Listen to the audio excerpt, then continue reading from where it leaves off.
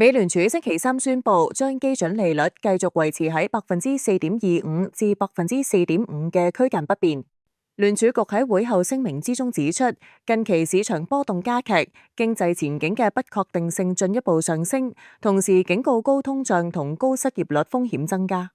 儘管聲明中未直接提及關稅問題，但係聯儲主席鮑威爾 Jerome Powell 喺記者會上表示，關稅政策對經濟嘅影響係聯儲局考量嘅重要因素之一。聯儲局強調，目前美國經濟仍然保持穩健，就業市場表現良好。4月非農就業人數增加17.7萬人，失業率保持喺4.2%。然而，第一季度國內生產總值 GDP 萎縮0.3%，主要受消費同政府支出放緩影響。喺通脹方面，聯儲局嘅首選指標顯示核心通脹率為2.6%，略高於目標。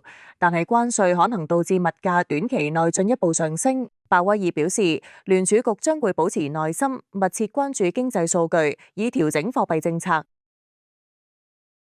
天下衛視記者編輯報道。